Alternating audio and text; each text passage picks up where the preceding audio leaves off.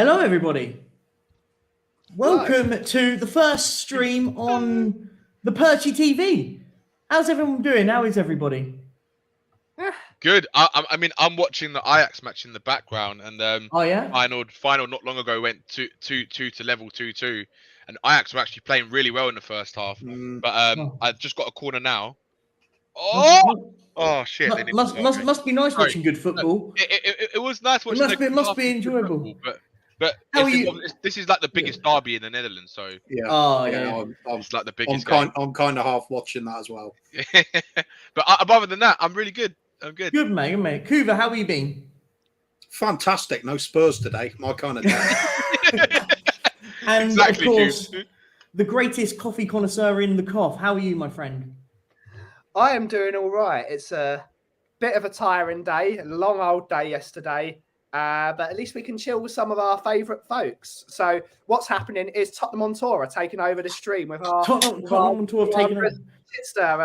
Kuva 99, so it's going to be brilliant. We have got the amazing Brian Daigle coming on very shortly. He's running late because the restaurant he was at was serving food too late, so blame them, not him. Excuses, Daigle. Excuses. Daigle. He's doing the Greek time now. Yeah. Spent too much time with you, Kiriakou. And also, just big up to everyone in the chat as well. Hit the likes and stuff. Let's ask. Cough, you were the first here, so let's ask you, what are your thoughts on the game yesterday? I didn't watch it, so I was very You were. How was your skiing trip, by the way? Or are you still there? Really good. As I was telling you in the background, I had a minor incident which I thought might have possibly been very worrying, but it was a total laugh. We all survived. We can laugh about it. So yeah, we're chilling out. And yeah, I'm lucky I didn't watch the game because I probably would have broken something. But I'm following Kuva's thing. Instead of watching the game, we watched something we used to like. So I watched old school Top Gear, and I had something tasty. Old school Top Gear is the best. Let's be honest. Yeah, I agree. Danny, I think you're going to give me some good questions on the game. So go on, hit me. What are your thoughts? Yeah, I mean, look, I thought it was the standard first half from Spurs. A really boring game. Awful football. And yeah, we managed to get a good chance from a really good ball from Son one moment in the game, and Porro smashed it in like the good player that he is. He actually rather than going across goal, like a good player who's got confidence in their own ability, smashed it near post into the roof where the keeper ain't getting it. So you can see he's a good player. Second half, I think. We were again not the greatest, and look, when we were 3-1 up, I thought we were going to win the game. I didn't think we were going to lose the game. I didn't think the players were going to capitulate the way they did, to be honest with you. I know we'll get more into kind of the game and the Conte interview and stuff like this, but from my point of view, it doesn't matter what tactics you play. Those players on that pitch should be good enough to hold a 3-1 lead against the bottom team in the league, in my opinion.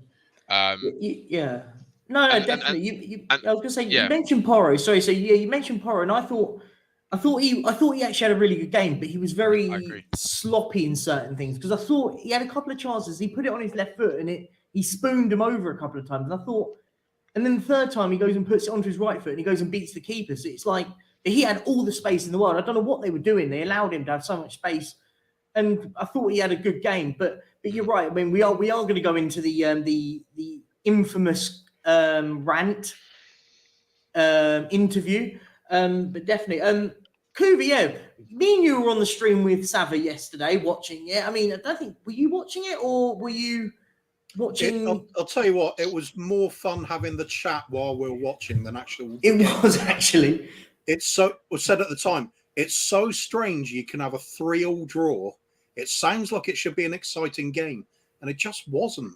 It was just a very low quality game. It was steep with lack of quality, I thought, that game. Yeah. I thought, even when we went 3-1 up, I didn't think that we were good enough to be 3-1 up, but I thought it's kind of a weird one. They were poor defensively, and we somehow wangled a 3-1 lead, and you thought, we're going to somehow go and win this. And then the infamous collapse, allowing Theo Walcott to stand in the box on his own, and everyone decided to go and run on the touchline, which was incredible. It sort of sums it up as well. With 3-1 up, quarter of an hour to go, and I say on the stream, don't worry, there's time to lose this yet. So coming back to 3-3, it's like a pleasant surprise. Yeah. We didn't go on to lose it after all. Well, yeah, we did lose a game, and I think that's a positive, isn't it? But then there's usually you make a sort of call something out like that, and you sort of gloat about it a bit. But there's just nothing with this lot. You call that a bad result. It's saying get more enjoyment out of watching other teams, just like at the moment, to be honest. Ben said I've converted him to the idea of match days. Just make sure you just get some good food in, good drinks, do something else fun. If you've got to watch the football, get a few. No, I can't say it on air, but get a few to help you along the way. What we should do, we should ready by Cuba 99. What we should do is we should go back and just every time we play a team, is collectively go on stream, but watch a game where we beat that team. So it doesn't matter how old ago it was. We just go, oh, we're playing Everton next. So let's put the one where we won 6-2 on, and we'll just pretend that's the stream that's the game we're watching on the stream. And just because that's what it feels like at the moment. It's just like, does anyone actually ever think we're gonna when we go and beat a team, when we start getting really excited and stuff, and it just sort of comes like that. And I just thought I think we'll get the excuse firstly out of the way about that penalty that was an absolute disgrace. How he's given that is an absolute shambles. He's hardly touched the fella. I mean, what is Sarr doing? But second of all, he's hardly touched him and he's got a penalty and it's. But I think before anyone blames referees, because we're not doing that on this channel, we're not blaming referees for why we lost the game. That wasn't the reason. No. Guys, what was the reason why we lost the game? Bloody referee. I just knew it was coming. It's because we're crap. Yeah, I think that's fair. I think that is. Who wanted to get any points the least yesterday, wasn't it? Yeah. Just absolutely. When you look at it and say one team is going for top 4 and they're a Champions League team this season, and the other one's bottom of the table. If you didn't know which team was which and you watched it for the first time, you wouldn't have guessed it was us that was the top 4 team. I think Southampton were edged it. They were the better team overall from my point of view. I agree. Turn up against Tottenham now. It's really weird. Southampton always turn up against Tottenham in these last few years. Yeah. I don't know if that's because we fucked them over so many times. Look who's here. He's here. Oh, fuck off, mate. How are you, my friend? Well, I've just had a lovely afternoon having lunch with my nephews, my niece, my mum, my dad, my brother-in-law, my sister. And it was wonderful. Didn't speak about Tottenham for a whole 2 hours. Magical time.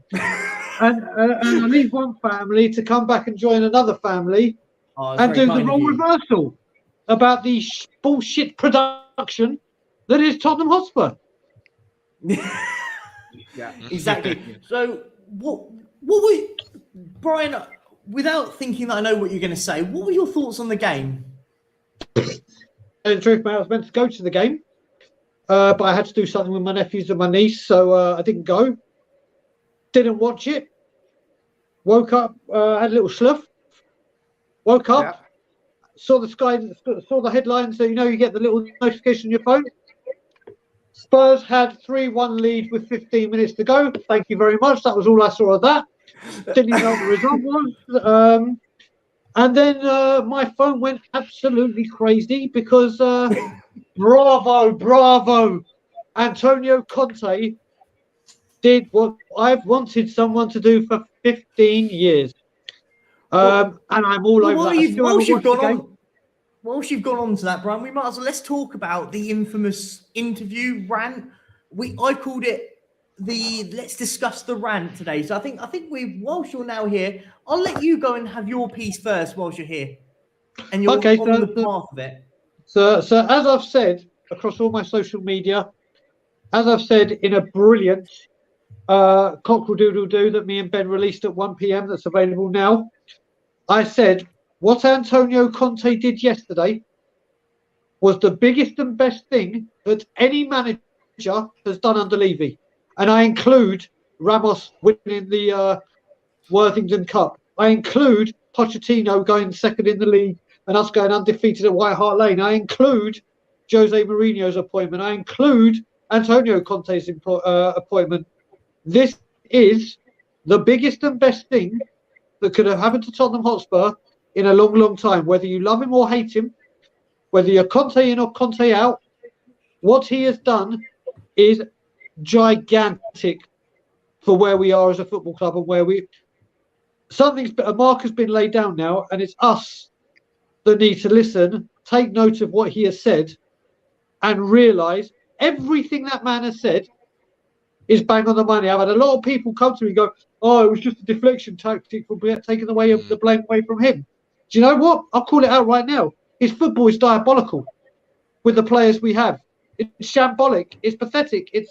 It's outdated. But he's doing it because of the players he's got. And whether you want to say he's not going to go, yeah, I guess what? I'm a prick. He's not going to come out and say that. Big up, big boss man, my man. Big up. He's not going to come out and say that. Of course he knows he's to blame. But you know what? 14 managers have tried this and wanted to speak or haven't said anything. And we all said, this is the manager that does it. And boy, has he done it. So he's not escaping blame, but people have got to realise this is what people that are leaving out have been saying for 15 years plus. Or maybe even recently, depending where you were. What Antonio Conte does in Tottenham Hotspur's long, long history is a small slice of our 140-year history. He's a footnote in it, but he's a big part of what's going on with Levy. We've been saying this long before Conte came. We'll be saying this long before Conte's gone. And as I said, it is the biggest and best thing a manager has done since the bastards have taken over. Mm-hmm. Oh, I think you've played your case very well there, Brian. I wanted just to sort of, I just wanted to go back on it and that and said, like, I think you know my thoughts. I think people know that I'm not a massive fan of the manager. I think his football's not great, but I do also think that some of the stuff what he did mention was bang on the money. For me, I'm going to sort of say that I feel like in a way that it's come back a bit too late. For me, I wanted it to happen after the end of a terrible transfer window after the January transfer window. I would have liked him to come out and say, "Do you know what? They don't want to achieve anything here. I'm out of here. See you later." I think, and I've had some rebuttal on what I've said. I took back on what I initially said because I said it in very angry ways and stuff. And the part I did wanted to make on it was that does this rank come if that penalty doesn't get given? I think we all on the consensus here that penalty wasn't a penalty. That did see it and stuff, and it wasn't a penalty at all. Does this rant happen if that penalty is not given and we win 3-2? Nah, of course not. No, it's to do with impact, isn't it? It's the same. Well, Brian will know this as well. It's like protesting. If the team does well that day, it's not going to be very effective because people don't give a shit about it then.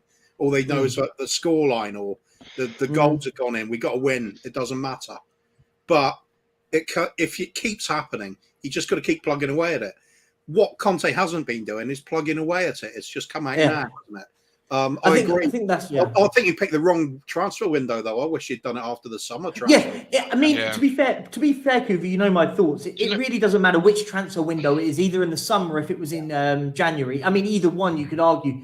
We didn't get enough quality in at the time for it, and that was my sort of stance on it. I felt like now, is it being said now because it's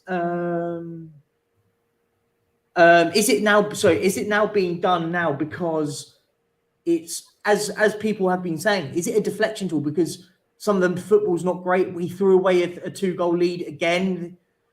That is obviously where the argument is. But Danny or anyone jump in. I think part of the thing you got to look at as well, because we've all fallen into this trap in the past. When some of these quotes come out from Conte, they're clipped off if you don't get the rest of the quote. When you get the whole thing, that you can look at it from a different perspective. In this particular case, I couldn't give a monkey's use it completely out of context. It sounds great. It sounds like really slamming one on Levy, and I'm all for that. You've got to kind of take everything with a pinch of salt. Things do get obscured. That things do get taken out of context. and change the meaning entirely to suit a narrative. And what do the press always do and always have done? They want to sensationalize anything. Okay. So they're going to take the bits out that will inflame people the most. This is the case with this one, I fear, but still love hearing it, don't you? I mean, why it basically encapsulates the feelings a lot of the fans have had. Now, whether that's Conte's intention or not, it doesn't matter.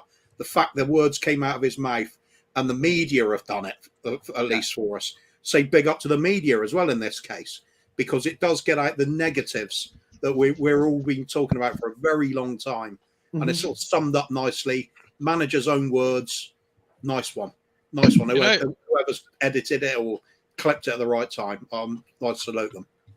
Do you know what I understand about like some fans saying how I know yourself, Perch, you saying about how Conte should have said this maybe in the summertime and all this kind of stuff, but I think I look at it in this perspective. I think there was still. I was speaking about this on Sean's show just before this, and what my point was that if you look at what happened in the summer, right, we're going to take it at face value, right? We're going to say that Conte was happy in this scenario. Conte was happy with the window, right? Okay, fair enough. If he's happy with the window, he's happy with the window, right? He's probably, if he was happy with the window, just say if he was, I think he'd probably look at it and think, well, I managed to motivate these players last season, right? In my 6 months or 5 months I was here from November to May, right? And I was able to motivate them enough to charge for a top four charge, right? And then get them into the top 4.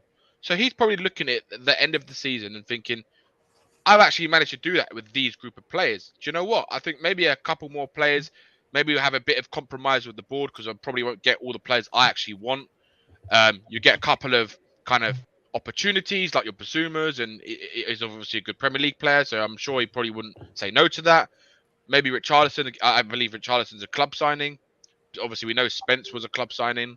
And then he's probably thinking, look, I can work with this, and then we'll see where we are at the end of the season, right? Or in January. But what's I think's happened is that he's gone into the season and he's seen what he's kind of said last night, right? He's seen that unfortunately what a lot of us fans have seen, and I include everyone in this, every single player in the squad, right?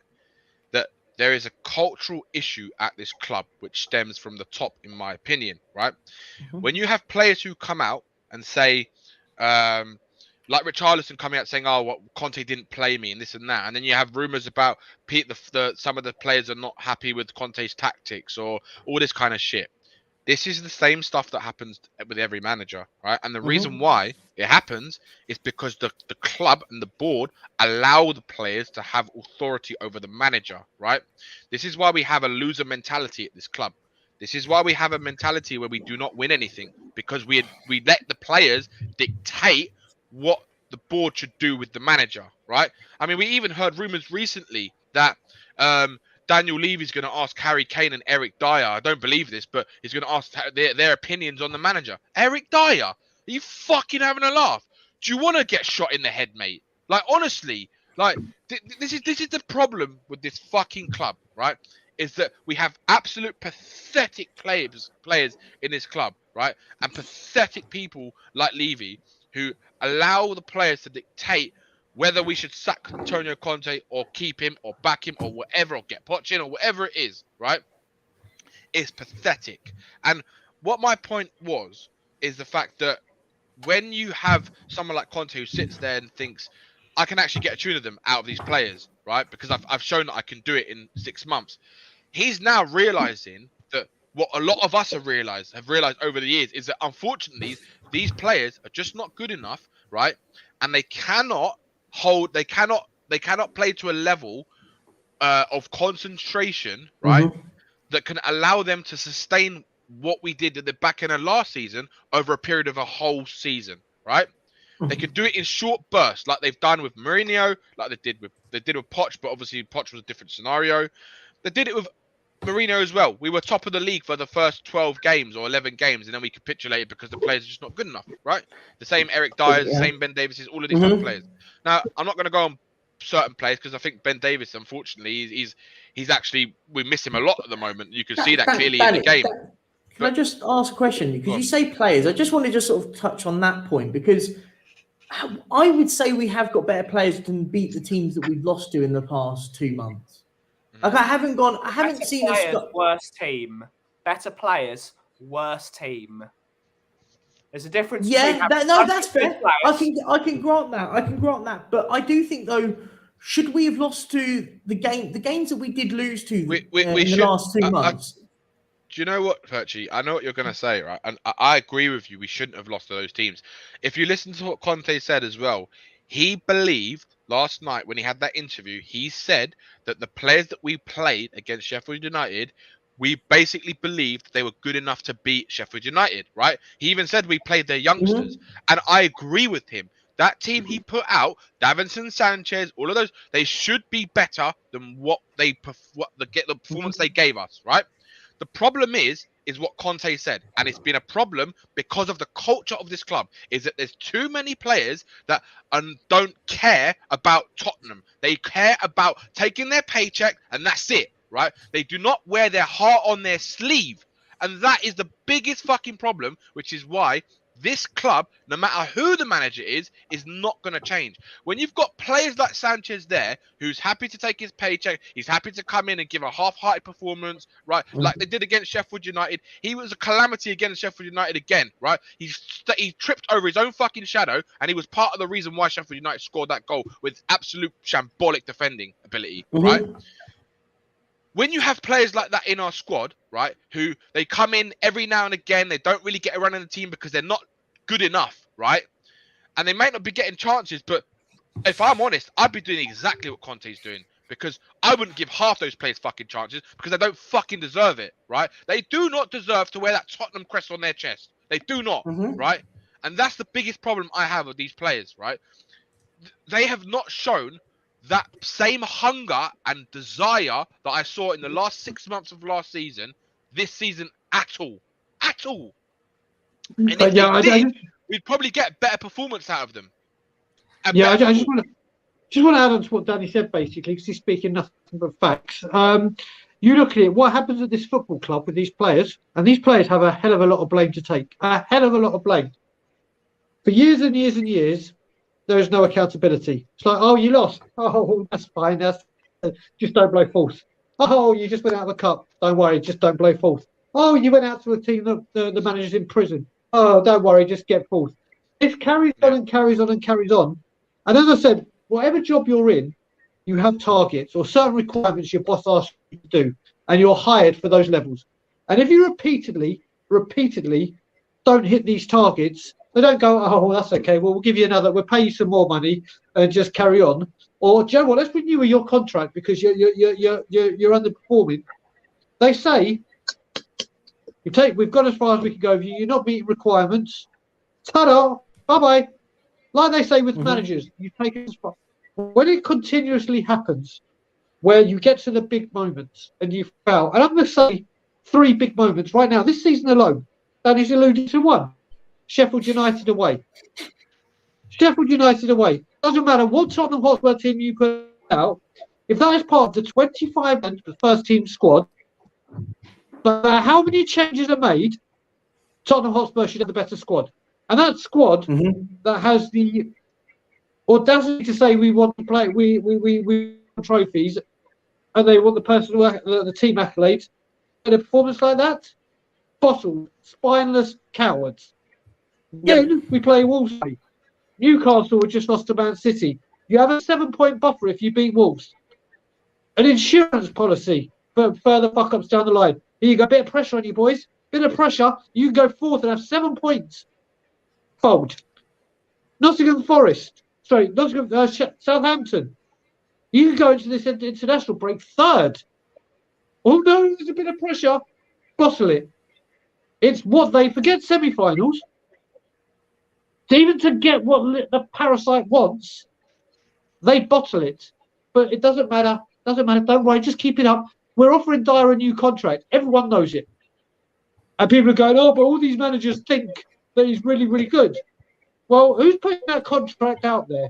because it certainly isn't Antonio Conte, because we know he's not staying next season. So why is he entering contract negotiations with Eric Dyer when he's not going to be his manager next season? And that's even before yesterday's ride. It's not him making these contracts. We don't know who the manager is. If Poch, he threw Poch under the bus, but you know what? We'll reward your fucking failure by giving you another contract. Why do we do it? Because it's cheaper. Because it's cheaper to reward failure than buy success. Yeah. And that's what we are. Yeah. Interestingly enough, when Conte, after all these comments from Conte, and we're all agreeing with it, and that we've long been talking about this culture at the club being so bad. It's funny that Lord Sugar also came out with it, saying it was like that under his ownership. The players had that to still develop that kind of culture where it doesn't really matter. Everything's just cushy, nice little lifestyle. The money's coming in; they can do whatever they want. If there's ever a problem, just kick up a fuss that can get the manager thrown under a bus. Because, as Brian just said quite rightly, it's the cheap option. Always is. That's why teams do it all the time. It's why even teams like bloody Watford can do it. It's because it makes sense doing that for them. It's because there's nothing on the line. There's no accountability. So just get rid of the cheapest option, replace that, off you go again. It's go faster stripes on a Mini that's been out of commission since 1973. That's our club policy, basically. I'm going to refer to the club as an organisation here, because it is the way that treating this club is an organisation. How many organisations do you see the workforce being mates with your boss? You've seen that from the All or Nothing documentary when Mourinho had his spat with Danny Rose. What does Danny Rose go when he's a bit annoyed with Mourinho? I'm just going to speak with Daniel. No, that does not happen at a proper company. You are not friends with your boss. They are your boss. Daniel Levy believes he is one of the lads. I think that's why this is a failure. He thinks he's one of the boys. He should be acting like a boss. You're shit, Eric Dyer. Fuck off. You're crap. You've given me terrible results for 10 years. Get out. No, he's mates with them. He is best friends with them, which is why someone like Danny Rose can say, I'm just going to call Daniel and sort this out. They are undermining every single manager that is there, every director of football, every single tea lady, every single employee is being undermined because the workforce are friends with their boss. When I worked for my former employer, Mr. Max Natalini, who's a wonderful, wonderful man, when I worked for him, he was no longer my friend. He was my boss. When he asked me to do something, I performed. If he asked me to make 700 coffees, which I did it. When he asked me to clean the toilet, I did it. That is how you act. You don't become friends with your boss and then get people fired. You don't get your line manager sacked. Your boss needs to rely on the people he's put to be the people in charge. They make the decisions, but doesn't. The idiots are running the asylum. That is what is the problem at Tottenham. And it's unacceptable that $1 billion organisation is run by the employees instead of by the people that own the company. And that is why they should get out, because they don't have any interest in running it like a proper company. They're running it like a social club. It's where all your mates round. We're all going to have cups of tea. We're going to have banter and we're going to have fun. So where I don't disagree with you there, Ben, but that systematically, how is it only Tottenham that happens to, though? That's the only question. Because we're the only club that's run by Daniel Levy. But my point being is we've got players that come into this football club and leave this football club all the time. It can't systematically happen there for us. I think our biggest issue is, and I'll go on the record and say our biggest issue is Daniel Levy is the biggest issue. However, the problem is he's actually higher up than him. The problem is he's been in charge to make this club money. He's not here about winning stuff. He said this to us. It's public knowledge. He said this to us. And we can beat Daniel Levy in a sense, but if he walks into a boardroom, they go, you're doing us the job we asked you to do. You're making us a ton of money. And the biggest problem is actually higher than him. I think he's actually I think he's the parapet and the one that you look at and go, you're the problem. But actually, it's actually the collection of them. Actually, because the collection don't look at success on the football pitch. They look at success on the bottom line, and we've been like that for nearly 2 decades.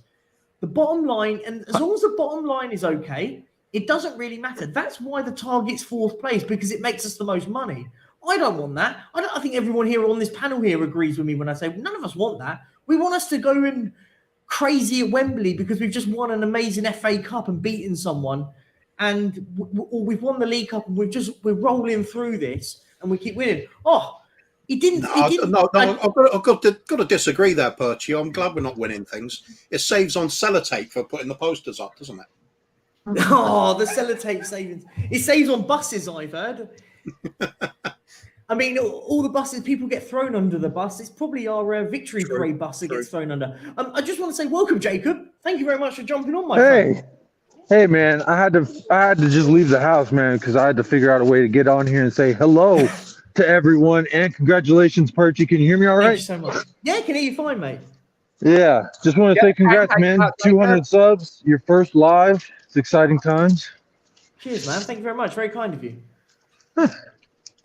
What's cracking, everybody? What's your thoughts then, mate? I've got to say this. Get your hair out of your jacket, because you look. I can't look at you without your long hair out. You look so weird. I'm about to cut. Give it a double. There we go. There we go. Look at that. There we go. Absolute specimen. There we go. Now it's Jacob. Now Jacob. Specimen of a man. Now Jacob said, "You know what, but Perchie, look at half of what Kuva's saying as well. When you say about when you talk about the above as well. Listen, we all know Joe Lewis is a problem as well.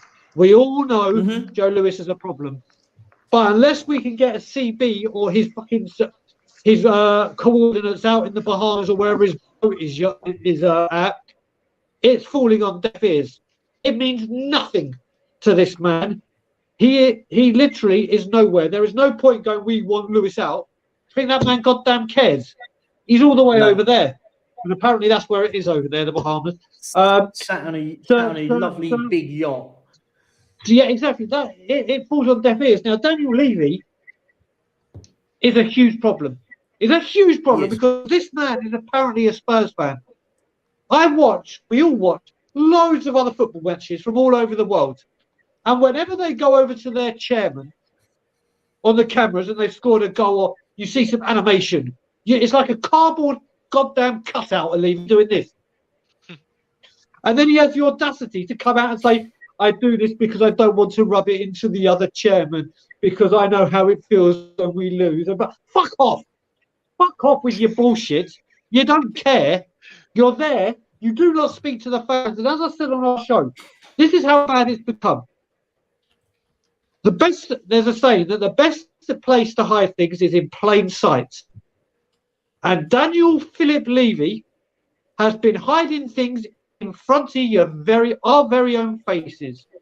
And I'll go back as recent as the questions that the trust asked him. The very, very first one, and Ben will vouch for this, because as soon as we did this on Solomon Talk, the very second I heard the first sentence, because I didn't read it because I wanted to react live.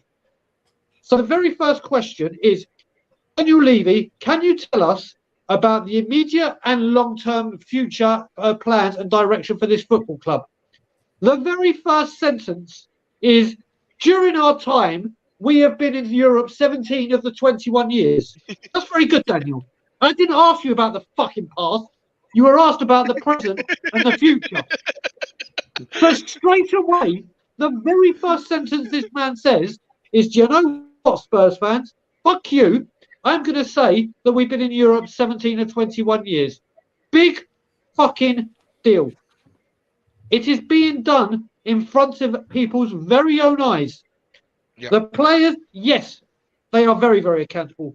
The manager, he holds accountability and he should be held accountable for what he's done is fucking fantastic. Yet these people, oh, no, he's had the managers. We spent the money. We just spent it wrong. We did this. We did that. We did this. We did that. How many more stories? How many more excuses? How many more Oh, but wait a minute, the next one, when Levy, this is Levy's last chance. No more. Every single time we go round and round, and so he's going to rise your season ticket prices. That's going to be on the up very, very soon. What, for Europa League football? Yeah, Brian, you remember? So we can get that on loan.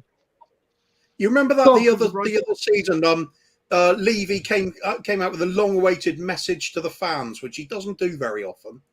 And he sat down there and he talked to us immediately, went straight into the finances of the club, talking about how COVID affected things and how the revenues were going. Apparently, COVID only happened in N17 in the Football World Cuba. Yeah, which fans is he talking to, mate?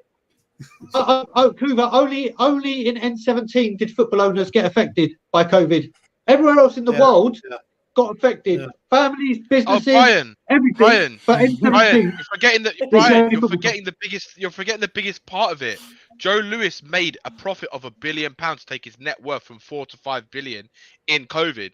But and also just to point out that the new Chelsea owner Ted Boehly, he is worth pretty much the same as what Joe Lewis is worth. So if he can spend that sort of money, I'm sure Joe Lewis could if he wanted to. That's the key word, though, right? If he wanted to. Brian, you're talking about Levy not smiling at Tottenham Hotspur Stadium. Hey, he was smiling at the F1 tracks. I don't know what you saw. He looked very happy in those photos. And the hotels. Mate, Arsenal were battering Fulham last week. And he's fucking there smiling. The cameras won't see me. My worst rivals are walking the league and smashing everything in sight. Fucking prick. Can I just say, everything Wayne is saying in this comment, by the way, is spot on about Brian. He's the kindest person when you chat to him on WhatsApp. The second you mention Daniel Levy's name, he turns into like... I've got Levy Tourette's. Absolutely berserk. I've got Levy Tourette's. I've got Levy Tourette's. It's a condition that I'm trying to work on, and the remedy is getting him out. Listen, like I said, I've come to the point now where I thought my game was up already, but my game's going up even more because it just can't continue, and it won't continue. If I've got anything to do with it, and then everyone else that is leaving out, I've got something to do with it. This ain't happening for much longer. Yeah, spot on. I think. Do you know? For me at the moment, is I'm very much in the sort of camp where I kind of want it all to go. Burn the whole thing down and let's start again kind of attitude. Yeah. Start again. Let's all go down and watch Haringey Borough down at the proper White Hart Lane, down White Hart Lane. Do you know what, Perchy? I agree as well. And this is the problem. Like, I know like obviously your views, I know Sava's views, and I know other people's views as well, and Kuva's views on the management and stuff like that. But I also know your views about the direction of where this club's going, regardless of who the manager is. And that's the fundamental problem of this, because like we're sitting here and we're talking about the managers and all this kind of stuff. I was going to say, just before you say that, I think the key part is this football club, it won't be that anymore. This sports enterprise is what it'll be. Tottenham Hotspur Sports Enterprise. That's what we're becoming. And we all of us here collectively can see that's what's happening as a football club. But this is it kind of goes back to what I agree, and I think it goes back to what Ben was saying earlier, because we talk about why our teams can't beat teams like Sheffield United or B teams, but then what about if we go back to when we were fighting for the title against Leicester? And I remember because I was at the game and we lost to the bottom of the table, West Brom 1-0, right? We lost bottom of the table 1-0 West Brom. We drew 1-1 because we drew 1-1. We lost 1-0.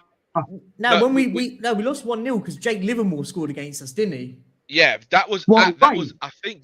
No, that was the fourth one. You're correct. We drew 2-2 at home.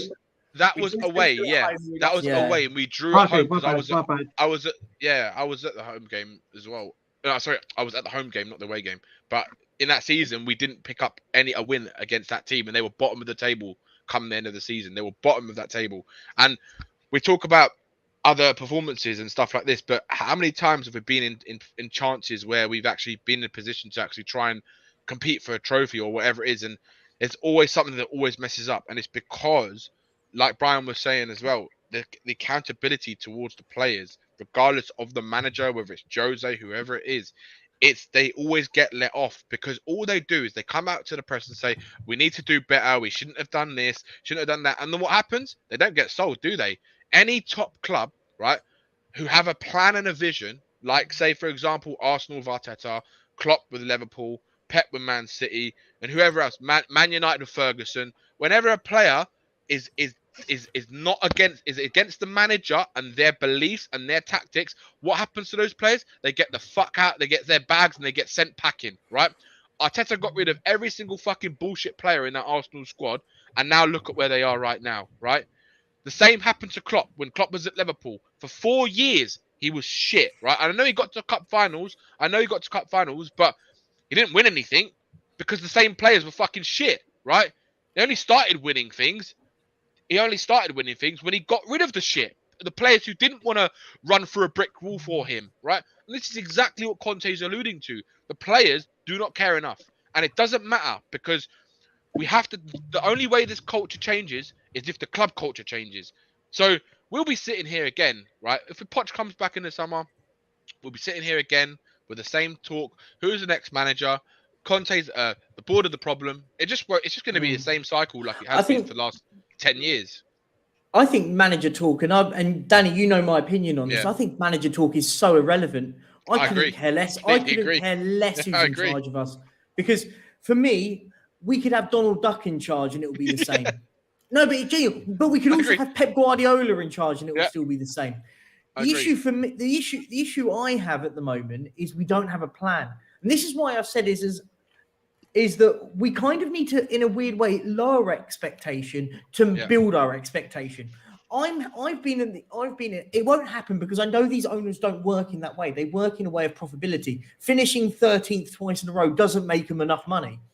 My point being is for me as a fan, I would take a 5-year plan and go, do you know what? We're going to give it to Company, Carrick, a young manager, and go, do you know what? We don't care where you finish. As long as you don't relegate us, we don't care. But the plan is we want you to gut out who you don't want, and over the 5 years, you build it. You could even do it with Conte, but I don't think he's the manager to do a build like that because he wants a here, now, and then. So I understand it.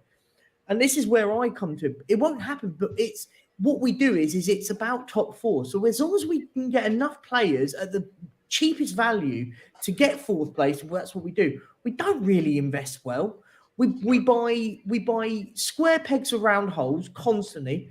Richarlison's a great example. I don't think he's that bad of a football player. I know people don't like him and stuff, and I get that. I understand all that. But for me, I look at Richarlison and I go, we don't play any way style of football that benefits him. So he's having to play this different style of football. And the one time we started pressing from the front, he looked brilliant against Forest. But we spent 60 million quid on a quid. We spent 60 million quid on a player that doesn't fit our system. Yep. That's because Levy wants to help. What I want to say as well. Sorry, but what I just want to say as well, because I've noticed it in here. There's two people I'll talk about, and they're all very, very positive. First one, I'll talk about Wayne Holland, who, as Ben mentioned before, very, very dear friend of ours. And I can't wait. I'm actually going to meet him in person next month, and I actually cannot wait for this moment. This guy's a Leicester City fan. Now, as a Leicester City fan, I've taken a bit more of an interest in Leicester, like he has Tottenham, just to make sure they're doing okay, whatever. But we all know that Leicester have been a club to look out and watch and admire over the last few years. They have this uncanny knack of finding these hidden gems. They have this uncanny knack. It's really strange where they get this people. They listen to their manager. Oh, imagine listening to a manager. Who would have thought it? And no matter what manager they've had, they've kept in the same ethos and the same philosophy. Yes, they're going for a sticky time right now, but they still, when they get the money as well, it's like, you know, I have this guy for less than, they deal with it. They find the next one. They move on.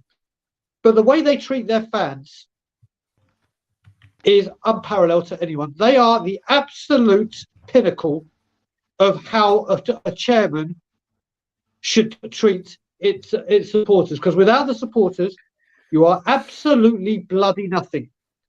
I've seen videos Wayne sent me. He walked through Leicester City fans at home games. says hello to them, communicates with them, converses with them. He does that. He could literally, it's like Moses parting the Red Sea. When he walks down, they go, mate, listen, thank you for, it's all fantastic. Brilliant. There's one example. Now, the other person was, well, I don't know if he's a Geordie Spurs fan or a Geordie Newcastle fan that watches other channels. Either way, if it's Newcastle, people go, oh, the protests are so small, the protests are this, and what we're trying to do. They did it for 10 years. And they did it with goddamn passion, desire, commitment, dedication, every word you want to say. They didn't care how long it took, how small they were to begin with. They got the bastard out, and now are reaping the reward. But Daigle, the difference with them is every single one of their fans was on the same page. Every single fan wanted anything that was told that if it meant Mike Ashley left. The problem with our fan base at the moment is it's all fractured. A lot of people, in a way, it's a sense of everyone kind of believes in the same thing, but people believe in different ways of doing it. So there's no one really has a collective to go and say, this is how we get this man out of the football club. And I think that's where the biggest problem lies, is that we don't necessarily do that. We haven't got a fan base that is united. We've got fans that are, and someone mentioned it in the comment, I can't remember who it was, so big up to whoever said it in the comments. The gentrification of football is exactly what is nothing's going to change unless someone stumps up enough money for these people to go. And unfortunately, that for me is the harsh reality of it. I think we all here and agree want a change of ownership. But unless somebody goes and gives that magic number, and Sava uses the word magic number, so now people are going to start calling me Mini Sava, and don't start that one because he'll get too much praise for it. But it's true. The magic number. You started it. You gave everyone the idea. I did. Let's get that one. But the magic number, unless that magic number is actually, it fundamentally nothing will change unless that is, no? Well, Percy, the way you got to look at it as well, what I was about to say with Newcastle as well, is Newcastle have come in. Eddie Howe is their manager. How many trophies has Eddie Howe won? How many big egos and huge superstars has Eddie Howe had to manage? None. But he comes into Newcastle, the now richest team in the world. What do you need? What do you want? Let's help you. Let's do something. What do you know? Challenging for the Champions League. They're a relegation fodder last season. Got to a final.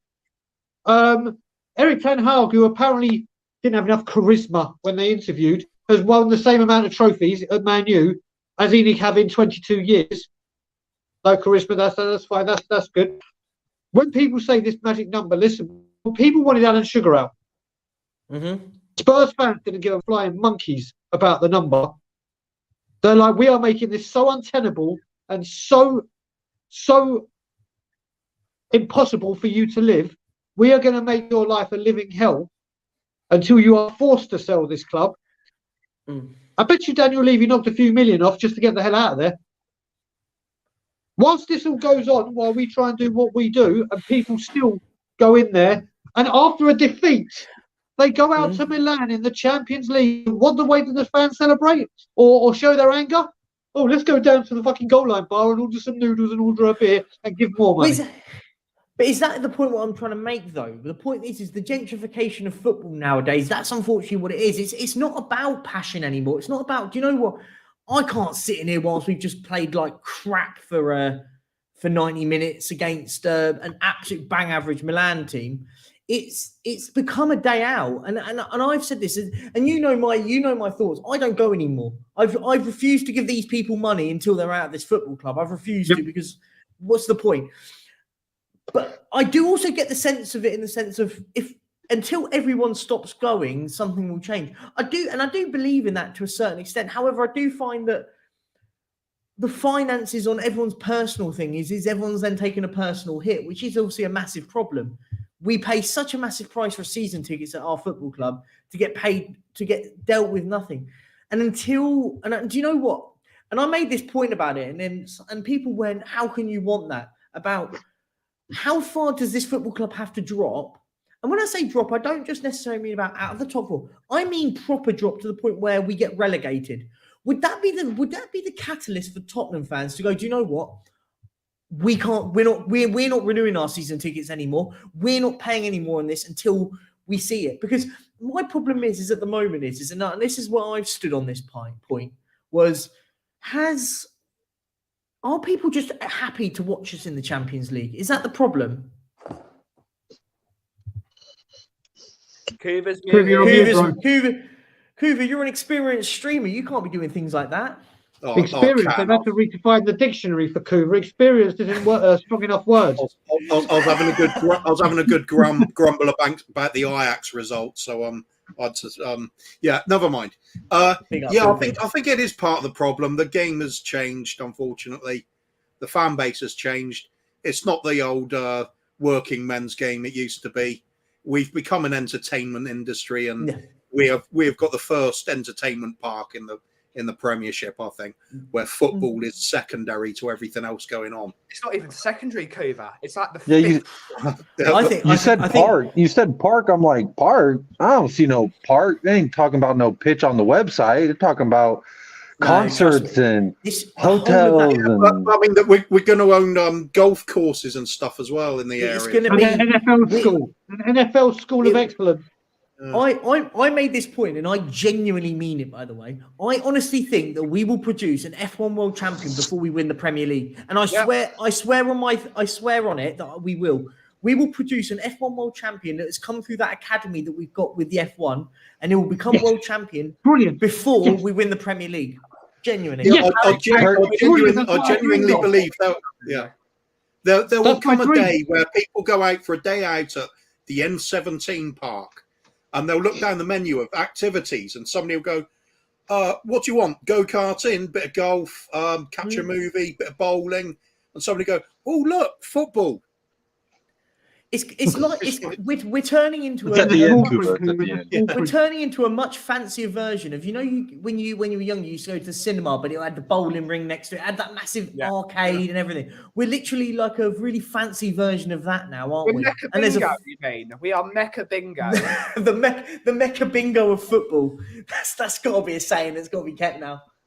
But honestly, the similarities, Perchi, I know you're going to hate this because when we were on Sava's 24-hour stream, I brought up the NFL, but the similarities between Tottenham Hotspur and the Dallas Cowboys, every day there's more and more connections and correlations between the two. The fact you just mentioned golf courses, that was one of the first things Jerry Jones did. He moved the entire operations to another city away from Dallas because he bought all the real estate for acres and acres, and then built there's a whole new city over there that he built. And honestly, it's the same thing that sounds like Tottenham's trying to do: build apartments, build housing. I'm sure the players, if they're in on a loan deal, hey, you don't want to buy a house? We got a nice fucking deal with the Hilton over here. You can just shack up there for a few months while you see out this loan deal. I mean, do you think Dan Juma bought a flat in London? I don't. I guarantee. He's probably living at the training ground. Probably, actually, that is, probably would be. Just but see, that's the thing. London Eye and he's done. But see, that's the thing is these places that they build. Then it's like, okay, it costs us nothing to house these people, but we can take housing taxes out of their paycheck because they still have to pay us to live there. You know what I mean? But we don't pay anything because we own it. And it's the same thing. It's really there's a lot of correlations between. I really see Tottenham modeling after that. Jacob, I have to say, sorry, Ben. Go on. Dallas, go on, bro. Go on, Jacob. You go, bro. You go. Because what did Levy try and do? He tried to move us to Stratford. He's now trying to build the golf courses. Basically, both the Dallas Cowboys and Tottenham don't win anything anymore. Tottenham. They're the same thing. They're the same thing, man. It's exactly what I was going to say with it as well, Jacob, because a lot of people from where I live say, do you know what? Tottenham Hotspur are the footballing equivalent to the Toronto Maple Leafs. It's exactly what we are. And if you do your research on the Maple Leafs, haven't won a trophy since 64, or the Stanley Cup since 64. One of the richest owners, has done so much stuff for the corporate, not for the real fans. We are, and funny enough, Dallas Cowboys, blue and white, Toronto Maple Leafs, blue and white, Tottenham Hotspur, blue and white. The holy trinity, or the holy trinity of people I'm saying, bro, I gotta look into the Maple Leafs thing because I love the. It's just like I don't know. It's one of those. It's one of those things that's just hard to really call it a coincidence, man. It's got to be some kind of divine, serendipitous thing in the universe that has just brought. Because the similarities are it's too much to even ignore at this point. But Perchy, I do gotta go. I just want to say big ups and thank you for having me on, and can't wait to look forward to the next live. Congratulations on your first live, and here's to many more. So big up, yeah, definitely. Cheers, everyone. Big up. See you later, mate. Take it easy. Alan, Mr. 10-inch is saying, I won't see us win another trophy. I'm 61. I don't think I will see us win another trophy, and I'm fucking 27. That's how bad it is. I don't think I will never see Tottenham win a trophy with these owners because they do not care. Oh, why go for the FA Cup? It's only going to make us £3 million. Let's go for the top 4, which makes us 130 million. That is all they care about. It's all they care about is how much revenue gets put into the football club. It's why they're over gentrifying the area. It's why they're building these extra facets of income, which I am totally fine with. If the priority is to make the money, to put it back into the football club, to make it this sort of global sports thing. But, like, for example, the Beyonce concert, how the hell can he justify selling tickets for a concert in one of the poorest areas of London for £180 each? He should be going to all the kids in the local area. You have a chance to see an icon. I'm going to give you tickets to Beyonce. That is what a community does. So should give the local schools tickets to see a global icon who's probably come. I don't know Beyonce's story. It wouldn't surprise me if Beyonce's also come from a difficult time, because a lot of singers do. We only £180 to watch Beyonce in Tottenham. That is unacceptable. But but the thing is it's the problem is now is and someone just put about them. The Madrid are putting in they want places in their new stadiums of but I'll put it up here. But the problem and the difference is Madrid win everything. They've won everything countless times, and we don't. The problem is as I said, Mari, what Mari's alluded to as well, Real Madrid have already set for their new fucking stadium. It's not even been built.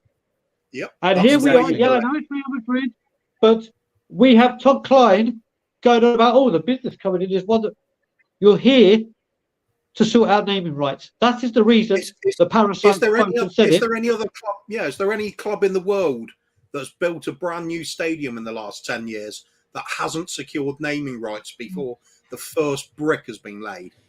I think we're the only one. Madrid Atletico did, didn't they? If it isn't the first brick, it certainly is by the first game that they have there. So either way, it's been done before they officially play in that stadium. But every time we do get a naming right, Hoover and they all know this very well. I come out and say, look out, watch out, naming right to go dead, new sponsor to be announced, and every single time within a week, bingo. This is wrong, by the way, because if you sell tickets for your own venue, which you own the venue of, you can say, I'm selling that for when I buy a coffee and I sell it to someone, I set an RRP. You sell that for £15. So Ticketmaster, he has sold the tickets to Ticketmaster and said, you sell them for £180. That's what you do for businesses. There would be an agreement with them, but it wouldn't be like we have no idea on what the prices of those tickets are. I think there would be an agreement with the artist's label and all that lot and stuff. But obviously, in the grand scheme of things, he would have an idea on how much he's selling those tickets for. Of course, of course. It's your stadium. They are paying. You are not. It's your venue. Yeah, bang on. The artist, and then the artist is going to come because they have paid the artist to come to the stadium, and then they charge prices in particular to make money on the concert, plus make money on every. So of course they set the prices of it. Don't be silly. I jokingly talk about this stadium and stuff, and I jokingly talk about it in the sense of that I think they'd happily for us to play down at Haringey Borough at the footballing side if that meant they could sell that stadium out with a massive event on there. I honestly think that we are so down far in the list, and I've said this for a while, and it's become like nauseating now talking about it. I'm at that point where I don't even care anymore. And let's be honest, I think most of us probably agree. Kuva, I know you agree with me in the fact you don't even care anymore. Win, lose or draw, I don't care anymore. I used to be win, lose or draw, but we'll bounce back and we'll do it. But as I said, I couldn't care less anymore. I wasn't even bothered after that 3-3 draw yesterday. I was more. Whoa, is anyone else? Dagon's camera gone mad. Yeah. What? What are you up to, Dagon? My parents were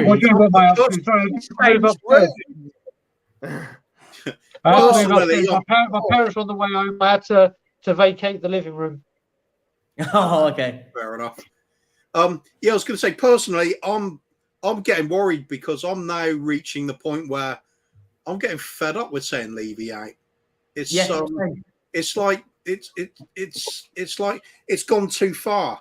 As soon as that new stadium was built, we've gone from getting out owners that are going to be in several million to get them out to billionaire owners with £1 billion, multi-billion pound stadium, basically sports complex to get out. It's not going to be so easy. It's like the game has upped itself.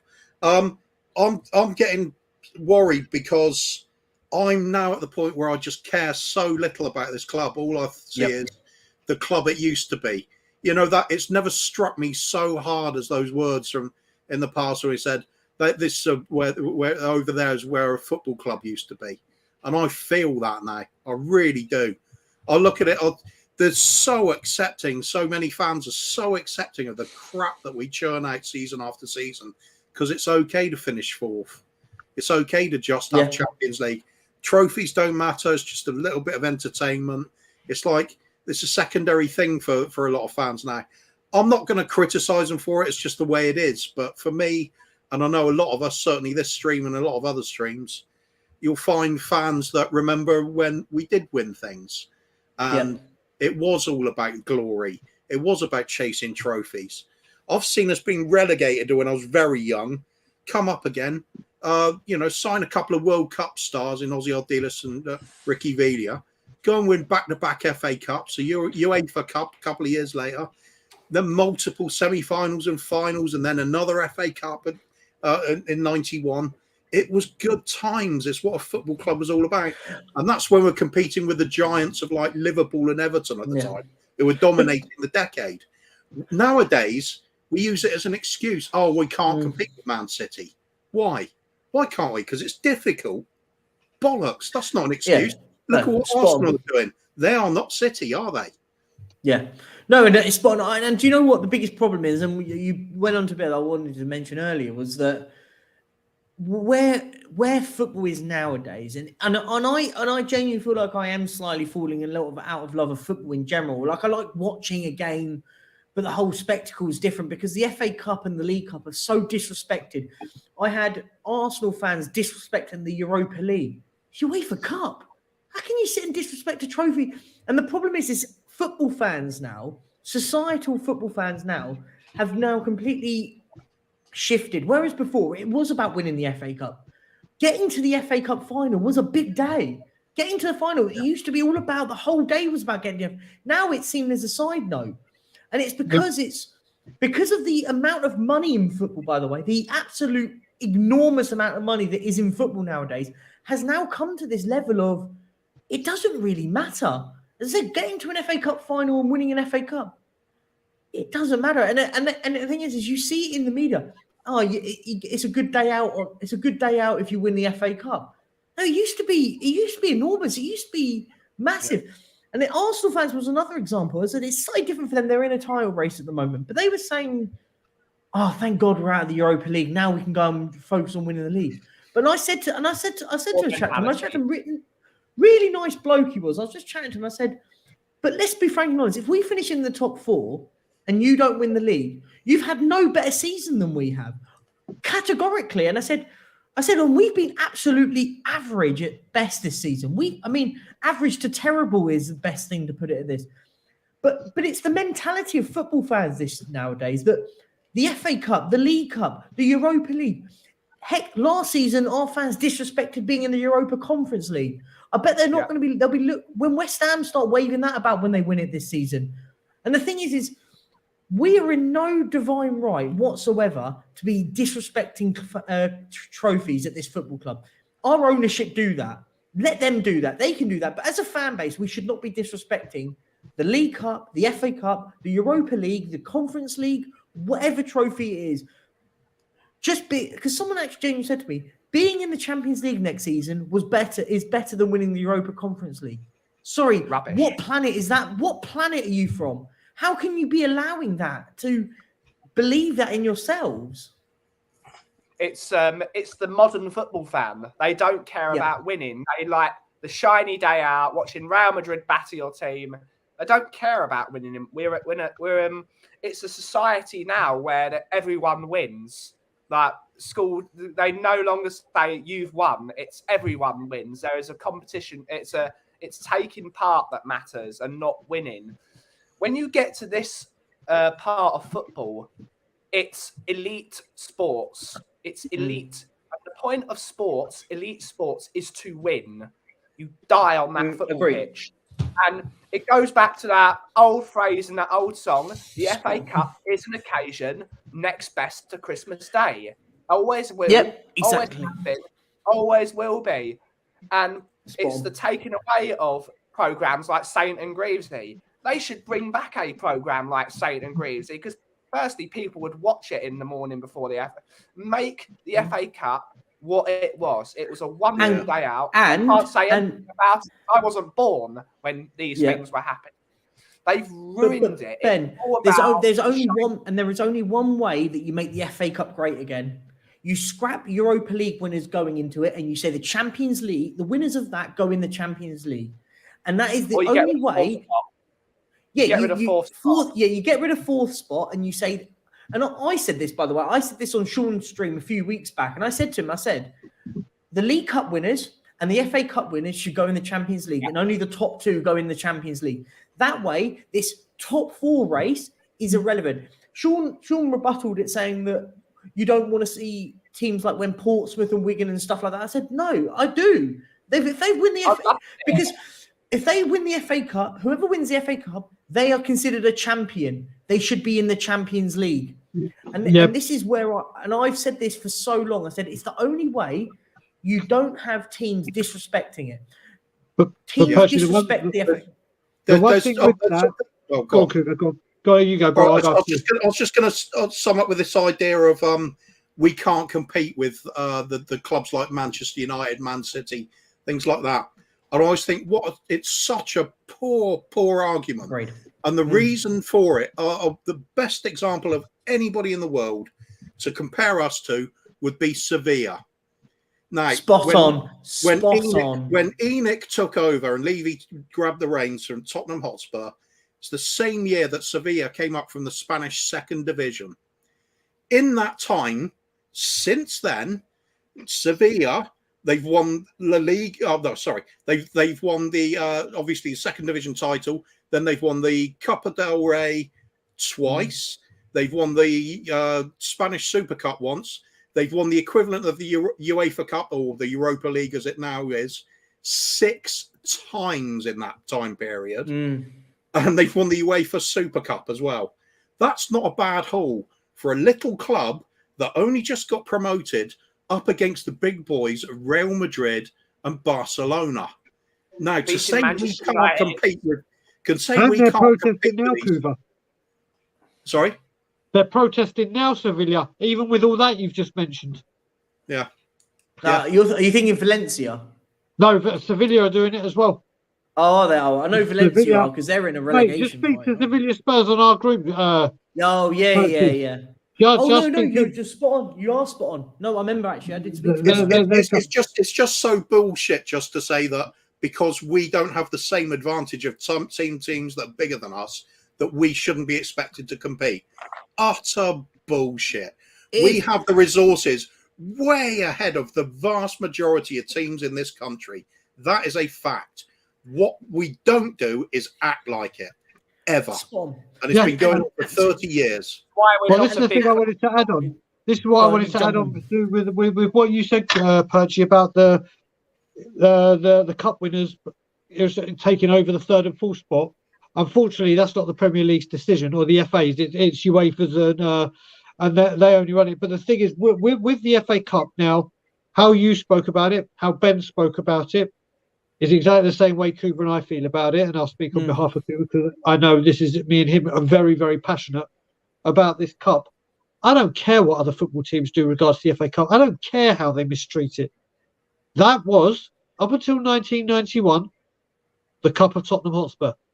The most wins, the most everything, the only club to win it within non-league football. That will never, ever, ever change because of the way football is today.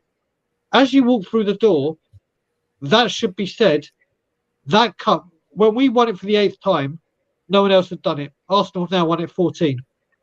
7 of them coming since we've won it 8 times.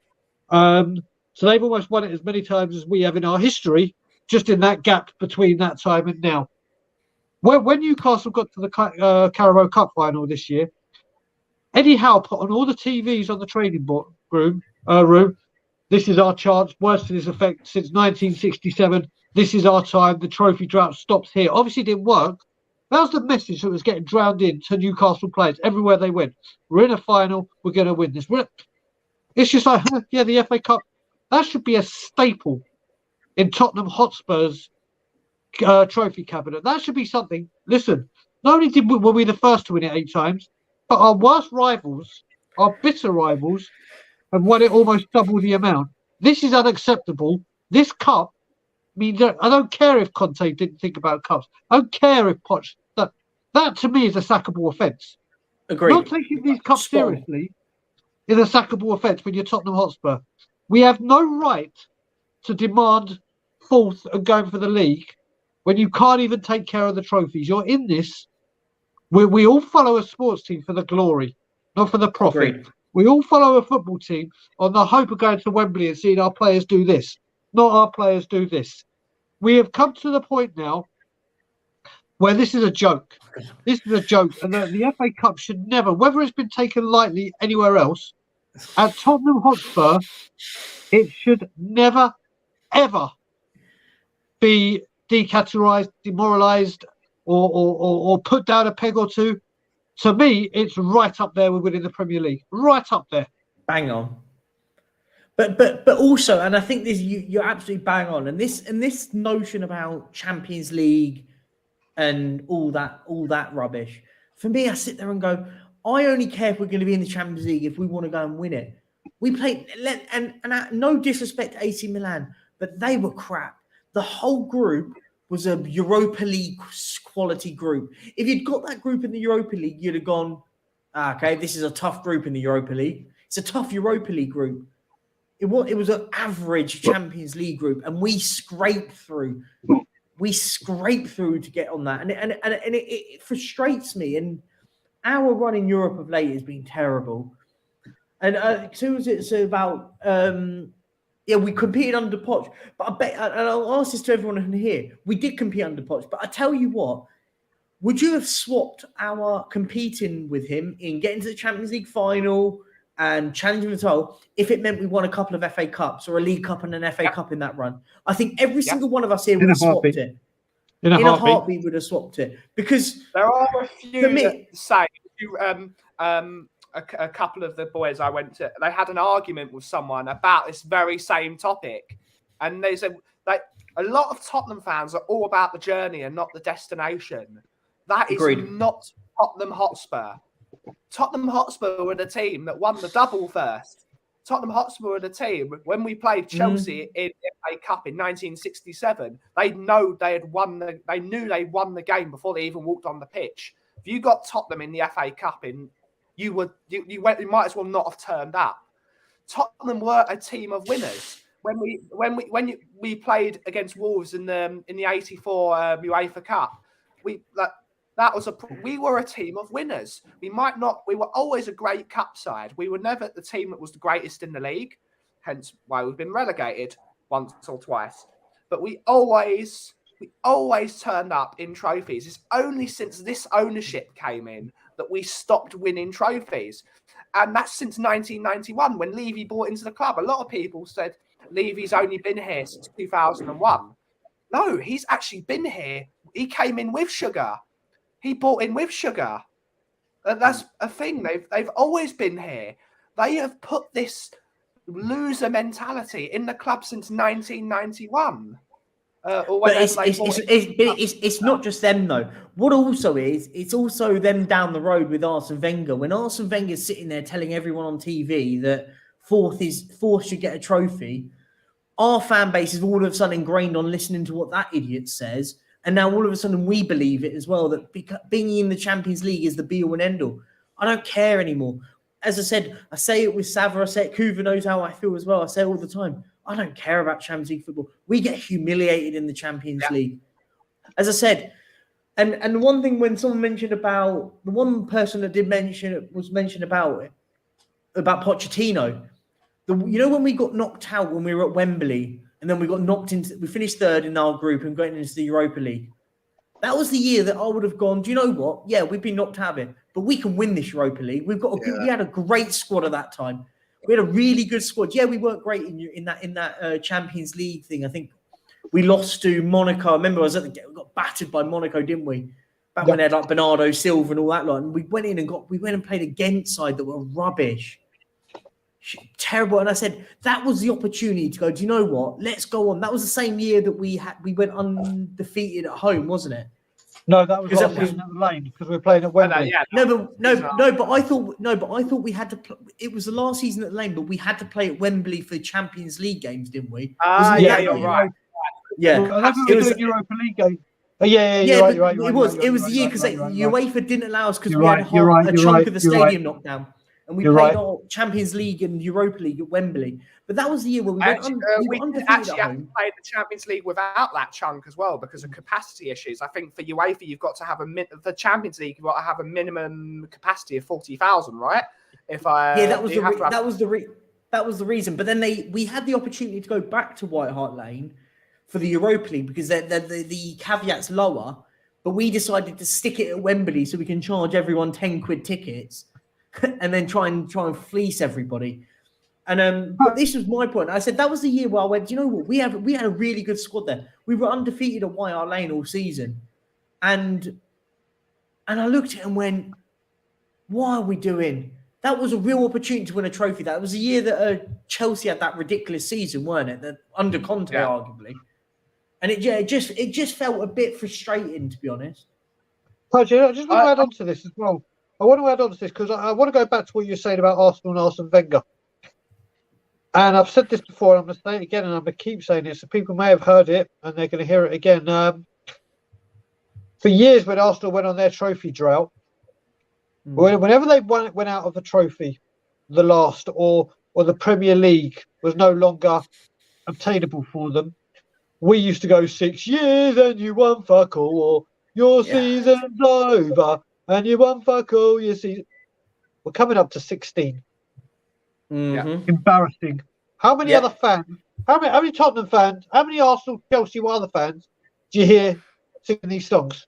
None of them. Brian, I had this out with Spurs fans when they're sitting there celebrating Arsenal getting knocked out of the Europa League. I said, look past this.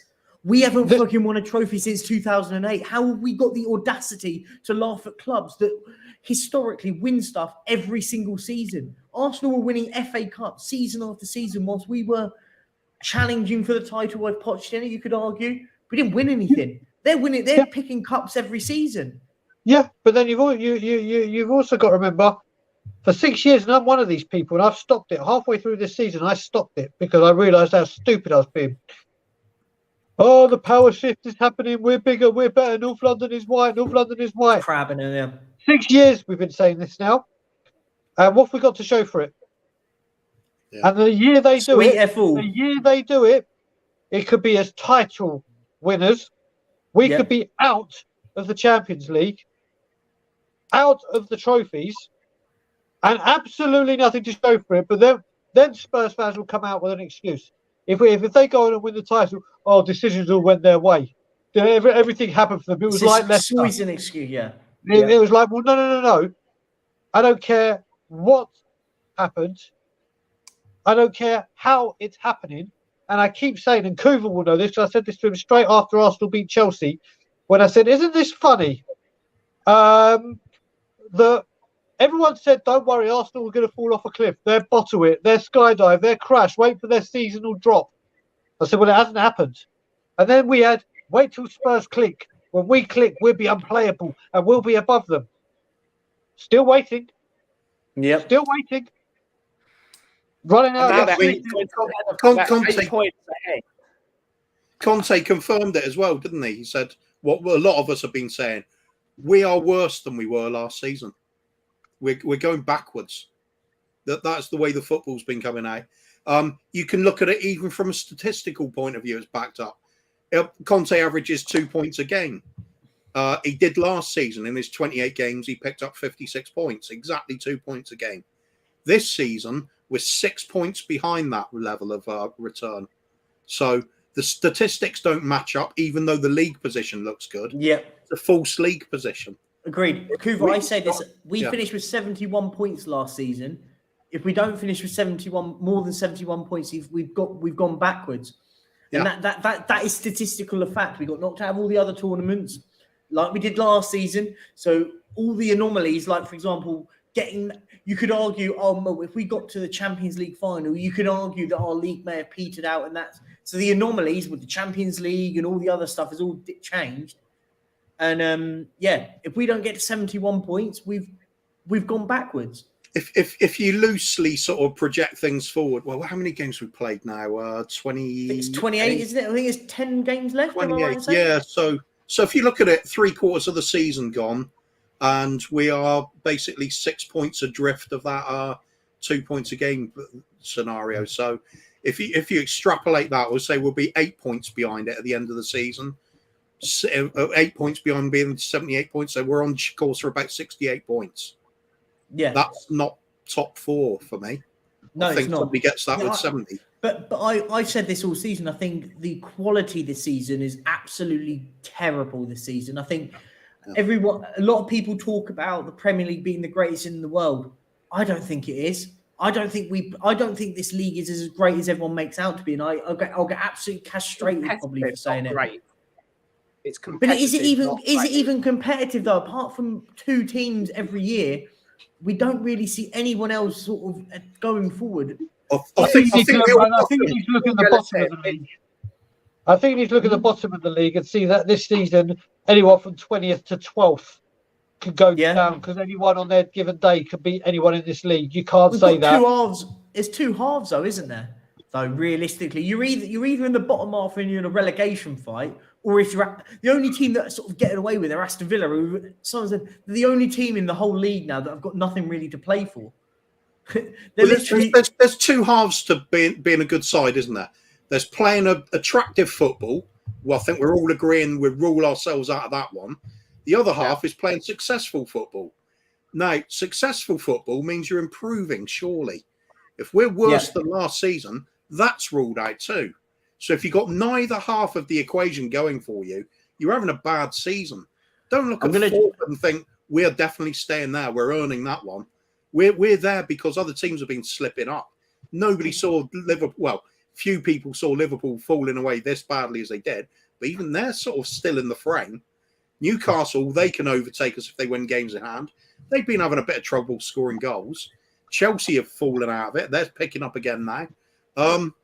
It's there for the taking, and we've slowed down. Can you see that? Is that really small?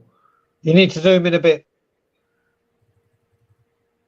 Ooh, there we go. Can we see that? Okay. So if we go from bottom upwards, as I said, Southampton on 23 points.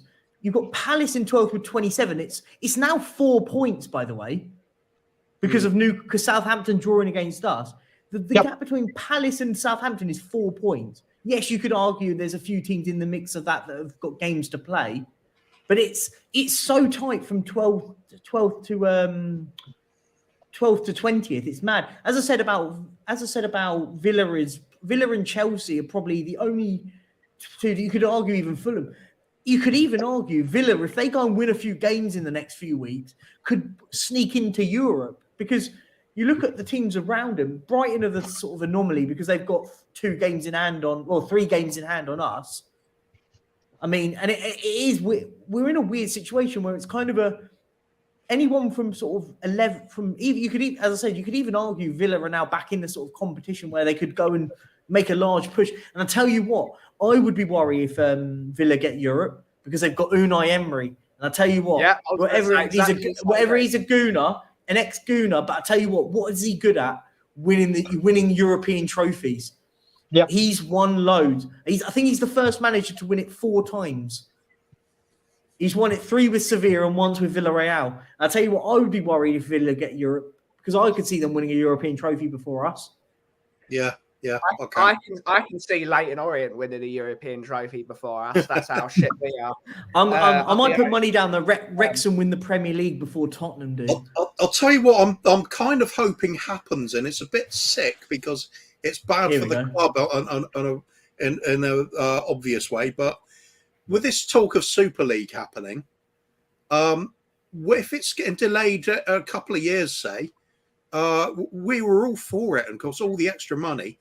What happens if Newcastle now get an invite and we don't? Yeah.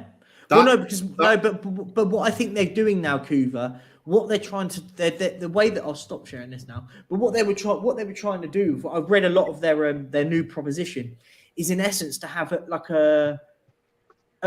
basically like a football pyramid, but for European football. So you have the top teams go into what is like Division 1, Division 2, Division 3, Division 4. So we'll end up being in Division 4 trying to get promoted out of there, playing teams like... They're saying that, but is that what they really want? I think they're going to try and wiggle their way into sort of doing it on the blind side and getting what they wanted, which is the wealthiest clubs playing each other week in, week out, because that's where all the money is. What the Super League clubs, which is including Daniel Levy, because he's one of the lead architects of it, because he loves that American, which is why he's good friends with the NFL. He loves that style of competition. They want to watch Manchester United versus Real Madrid in New York. They want Tottenham versus this team in, let's say, I don't know, pull a random country out of their hat. Milan on a Wednesday. They are for the total globalization. They want Man City versus Barcelona playing in Las Vegas. That is what they want. And of course they'd bring Daniel Levy involved with it, because whether you like him or not, in terms of generating money, he's one of the greatest people at it. He's brilliant at it. But that's why we don't. That is why he is on the Super League board. And if there is still, he's not on it technically. You know he's on it. You know that the Fenway Sports Group are still in it. You know PSG now all their commitments are done. They're going to be thinking, how can we make lots of money for PSG? All the big clubs are involved with it. The only clubs I do not think that are involved with it are the German clubs, because of the 50+1 rule. And I don't think football will be fixable until you bring that on a global scale. 50+1. You know, we're talking about the Super League. Yeah, we talk about the Super League, but the Super League's already here. It's just rebranded as the Premier League, because that is the Super League. Let's be honest. Yeah. The Premier League, and I watch this, and there's a reason why teams like Real Madrid and Barcelona are so key to it. Because the money in the Liga compared to the Premier League is a minuscule, absolute minuscule. And they have to follow certain quotas on spending and stuff. The Premier League is the Super League. There's a reason they've got all the money's in this division. Pudgy, could I just, I know that Minerals FC asked a question. Oh, where is it? And I just want to answer this. And the reason I brought this up very quickly is the question is... Yeah. The reason I brought this out is because there's someone in the chat that I'm going to talk about and big up a lot. So I hope Big Boss Man is still in the chat. I've seen he's recently left a message, so I hope he's still here So I'll read the question out, basically, so you don't find it. It says, Perch, mate, question for Brian Daigle. Do you think fans are only angry because Arsenal are top of the league? Now, I would love to say I have the answer to this, but do you know what I've realised, and I am going to use Big Boss Man here. A lot of people will know from seeing me on YouTube, me and Big Boss Man don't know him by face, by name. Like, he could walk right past me, wouldn't know who he is. Used to have a lot of beef with each other via Twitter, or whenever I was on a stream, he'd badmouth me, then I'd do it back. And we're both as bad as each other. But it was all, obviously, me with being Leafy out. But you know what? It came to a point where me and him as grown adults, we reached out to each other and said, you know what? We may agree, we may disagree, but we're both adults. Let's be respectful. And since then, I speak to this guy regularly on social media. He comes onto streams that I'm on, all nice, and when we speak, he's starting to see what I saw all this time ago. It may not be as far as where I am, but this is the thing with our fan base at the moment. There is such a split, such a division, such a divide that has been created by one man, or include the owners and everything. So I don't know what to say to the answer is this, because when we lose, everyone gets their knives out and talks a good game on social media or in the YouTube chats. But then when they ask us to do something and we do it, especially at home grounds, they are nowhere to be seen. Then this happens with Conte out, with Conte doing this, and it's let's blame Conte, let's blame Levy, let's do this. And thank Big Boss Man here. Like I said, me and him, I love this brother. He could walk past me in the street. We wouldn't know, or he'll know who I am because he's seen my face. Wouldn't know who he is. But I speak to this dude a lot now, and we were at war with each other via messaging or whatever. And absolutely, honestly, could not tolerate him. He could not tolerate me. I said some things that I'm not proud of, and I'm sure he would say the same. But now, regularly speak to him, and I can't tell you how nice it is when I see on my thing message from Killer Priest, or Killer Priest has tweeted, or big whatever, and I'm like, okay, fair play. And we talk, we converse, we do everything. And this is the problem we have as a fan base, because what happens is everyone wants to attack the person. I come in for a lot of heat, and I realise I put myself out there. It's going to happen, and you may not like. I get that. Everyone's got their rights to opinion, but don't attack me personally. Attack the fucking argument. And if we were going to attack this argument right now, with the thing being about Arsenal, it shouldn't be that we're doing this because of Arsenal, but this should be helping. This happening, should be like, right, whether I fully leave you out or back what these guys are doing, what I don't tolerate is that lot doing what they do and winning what they're winning, and say, do you know what? I want change. And it's getting to the point now where I don't know what it's going to take with the fans. Is it going to take us being out of Europe? Don't know. Is it going to take Kane leaving? Don't know. Is it going to take the 16th, 17th, 18th, 19th manager? Is it going to be going out of Cup? I don't know what the answer to that question is. But what it should be doing is fuming the fucking, putting petrol on that fire to say, no more. Yep.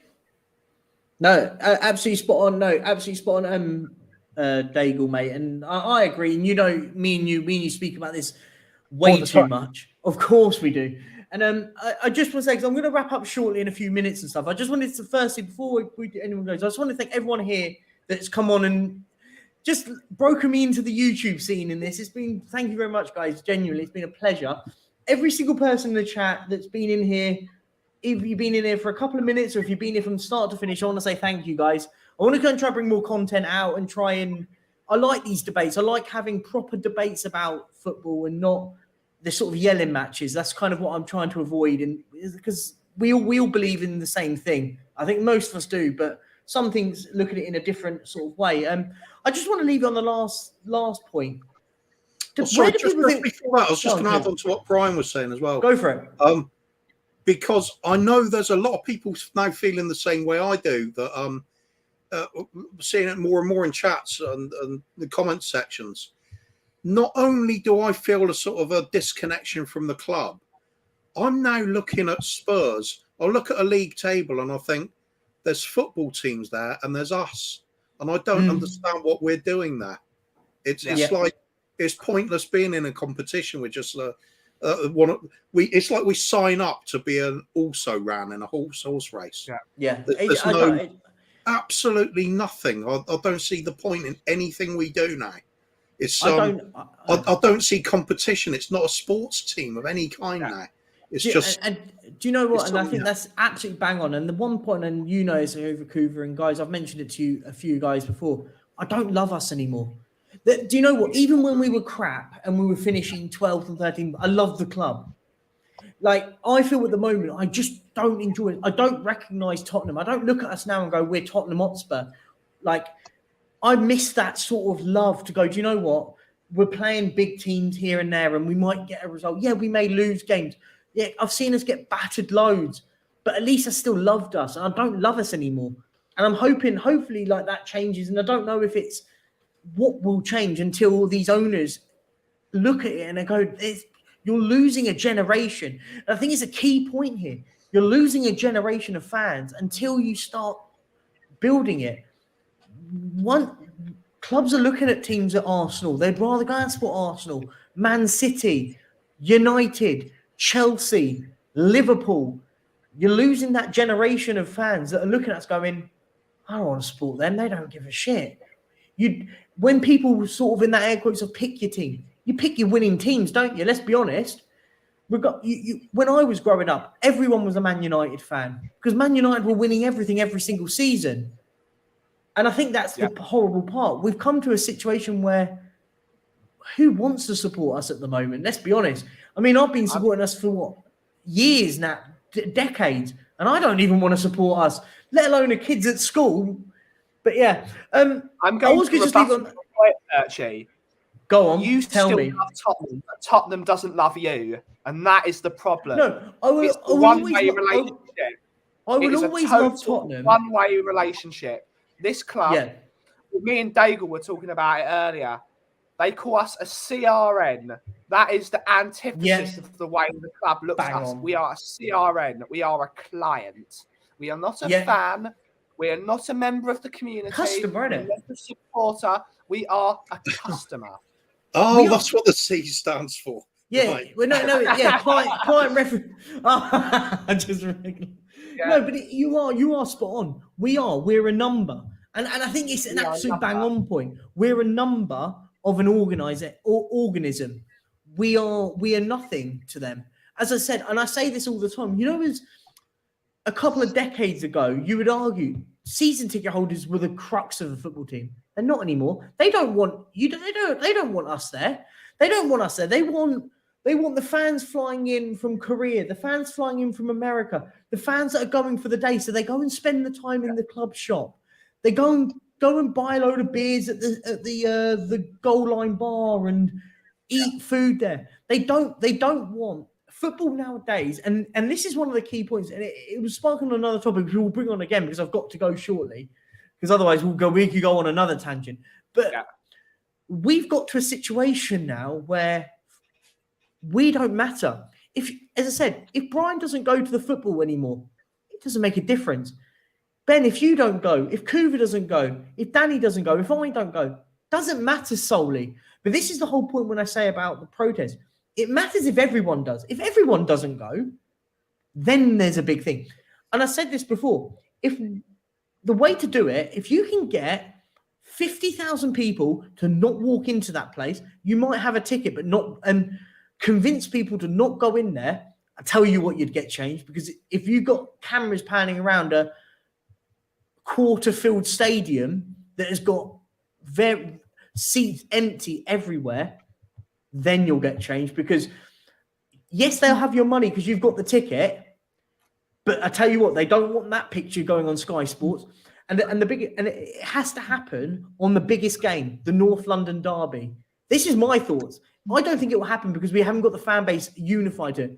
North London derby, everyone walks out. Doesn't matter if we're 1, 2, or 3-0 up or anything. We all walk out.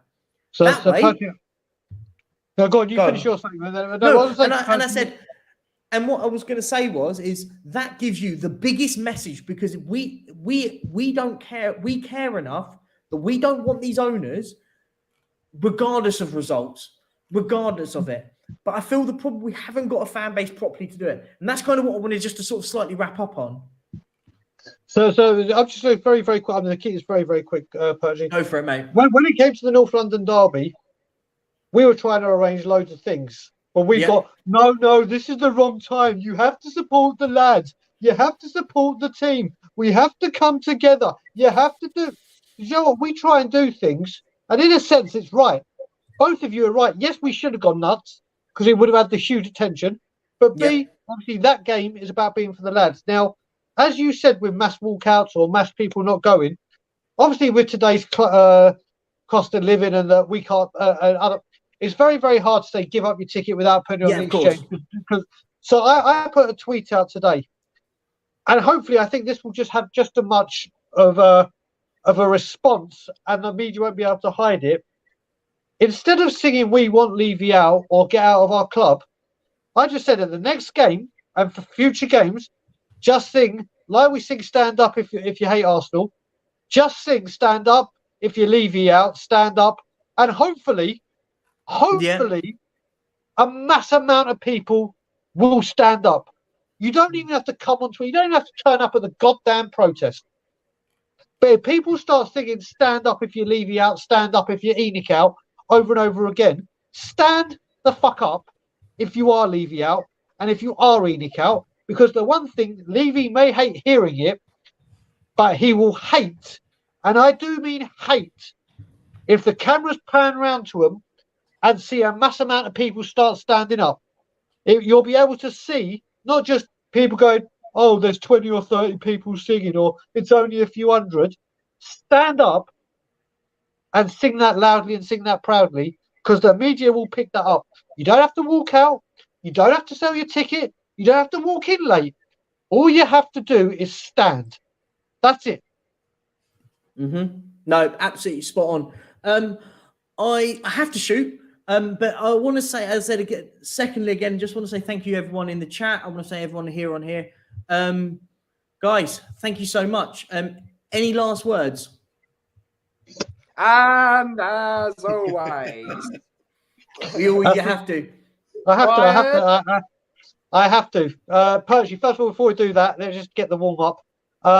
Well done on your first stream, brother. Listen, Thank you got so three much. people from Tottenham on Tour here, and Kuva, who is Tottenham on Tour, Seven Talks, whatever, and every other channel that he represents. Kuva the Kang, everyone, just congratulations on your first stream, mate. And I'm going to have the greatest pleasure in ending it by saying, and as always, Levy out. Thanks, guys, and peace out. Levy out.